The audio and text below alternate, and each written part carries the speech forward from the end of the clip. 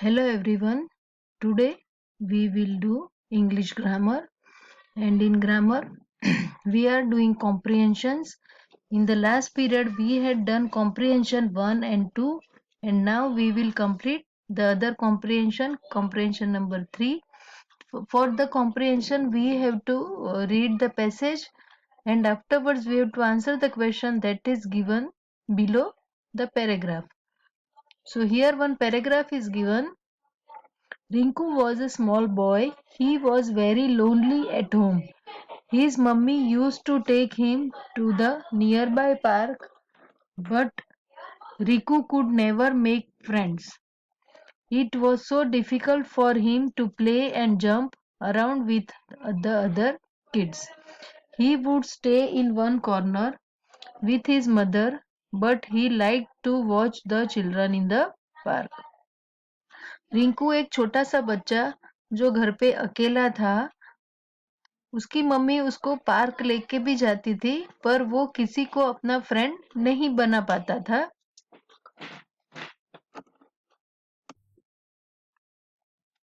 It was so difficult for him to play and jump around with the other kids. वो बाकी बच्चों के साथ खेलना और उनके साथ कूदना वो जल्दी नहीं कर पाता था। He would stay in one corner with his mother. वो उसकी मम्मा के साथ एक कोने में बैठे रहता था। पर but he like to watch the children in the park. पर उसको बैठ के जो बच्चे खेलते थे उनको देखना उसे बहुत पसंद था। One day a girl came up to him and asked, "What is your name?" The boy replied shyly, "My name is Riku." फिर एक दिन एक लड़की आई और फिर उसने उसको पूछा कि तुम्हारा नाम क्या है। तो ये लड़के ने बताया कि मेरा नाम रिकू है। She caught his hand and pulled him towards the children playing Ringa Roses. But Riku did not let go of his mother's hand. He started crying and went home. फिर वो जो लड़की आई थी उसने उसको खेलने के लिए ले गई और फिर वो रिंगा रिंगा रोजेस जो खेलते वो उसके साथ खेलने लगी, पर रिकू को वो पसंद नहीं आया और उस रिकू को मम्मा का हाथ छोड़ के जाने को अच्छा नहीं लगा। तो फिर वो वहां जो सब खेल रहे थे वहां से वापस आ गया और फिर रोने लगा और घर चले गया। Next day the doorbell rang. "Who is it?" called out Riku. It was the little girl Naina from the park. She smiled and shook hands with him. फिर दूसरे दिन घर पे कोई आया तो रिकू उसने बेल बजाया तो रिकू ने पूछा कि कौन है। तो वही लड़की थी, उसका नाम था नैना, जो उसको अगले दिन पार्क में मिली थी।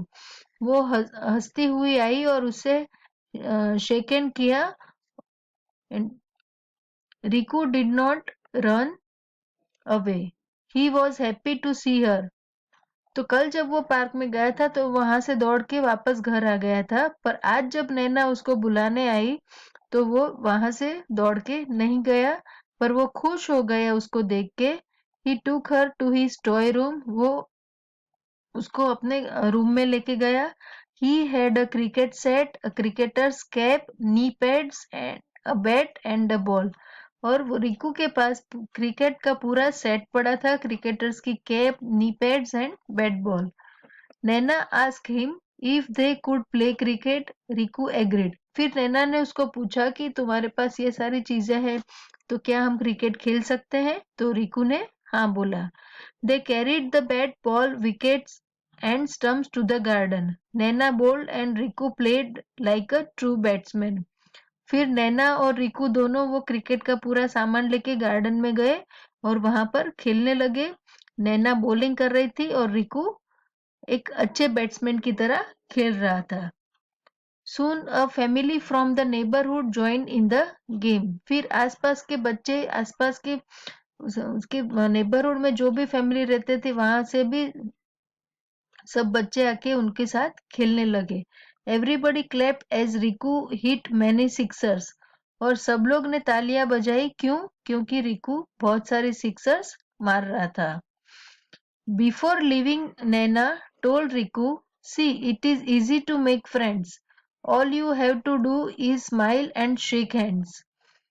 फिर नैना ने रिकू को बताया कि देखो फ्रेंड्स बनाना कितना आसान होता है, तुम्हें सिर्फ स्माइल करना है और हाथ मिलाना है. In the evening, he went to the park and played with everybody. Riku was happy to make new friends. फिर शाम को वो पार्क में गया और सबके साथ वो खेला और अब रिकू बहुत खुश हो गया कि अब उसके बहुत सारे नए फ्रेंड्स बन गए. So this is the small paragraph, and after reading this paragraph we have to answer this question, and this answer I will send you in the PDF, but you just try to write this. So try to remember these answers, and whenever I am sending the PDF you have to write in your textbook only. After finishing the comprehension 3, we will see the comprehension 4, and in this comprehension a small poem is given, and after reading this poem we have to answer the questions. Now here is the short poem about the wind. Who has seen the wind? Neither I nor you, but when the leaves hang trembling, the wind is passing through. किसने हवा को देखा है? ना ही मैंने देखा है, ना ही आपने देखा है, पर जब ये पेड़ के पत्ते हिलते हैं, तब हमें पता चलता है कि हवा पास हो रही है. Who has seen the wind? Neither you nor I, but when the trees bow down their heads, the wind is passing by. Have you seen the wind? किसने हवा देखी है? ना ही मैंने देखी है, ना ही आपने देखी है, पर जब हवा जब चलती है तब ये जो पेड़ होते हैं वो झुक के अपना सर नीचे झुकाते हैं, तब हमें लगता है कि हवा चल रही है. So this is the very short poem, and we have to answer the question for this.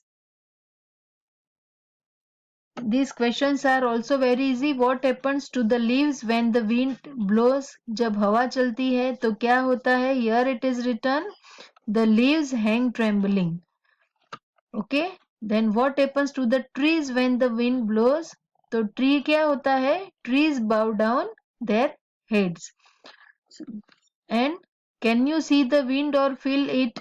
क्या आप हवा को देख सकते हैं या फील कर सकते हैं? तो आपको तो पता ही है कि हवा, वी कांट सी एयर, हमने कभी हवा देखी नहीं है, बट हमने उसको फील किया है, हमने उसको महसूस किया है कि अगर हवा चलती है तो हमें वो फील होता है, पर हम वो उसे देख नहीं सकते. सो for this question answer also I will send the PDF, and you have to write the answer in the PDF. And now we will see next last comprehension, that also I can explain you. So before writing the answers you have to read these paragraphs and poem, and afterward you have to write the answer. So here is comprehension 5. Read the story below and answer the question that follow. One day a poor woodcutter goes to cut wood near a river, and I think this story all of you know, so you can give the answer for this also, but before that you have to read this. That is compulsory for all of you. While cutting wood, his axe slips from his hand and falls into the river. एक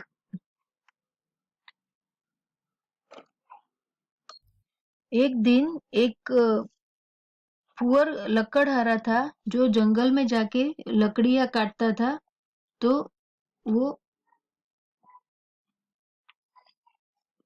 जब लकड़ी काट रहा था, नदी के किनारे जो पेड़ था वहां से वो लकड़ी काट रहा था, तब उसके हाथ से जो एक्स होती है, जो कुल्हाड़ी होती है, वो उसके हाथ से स्लिप हो गई, गिर गई, और जाके कहाँ पे गिरी? नदी में गिर गई. On losing his axe the woodcutter begins to cry. और फिर उसके हाथ से जब वो एक्स नीचे गिर गई तो वो रोने लगा. On hearing his cry a fairy appears before him with a golden eggs.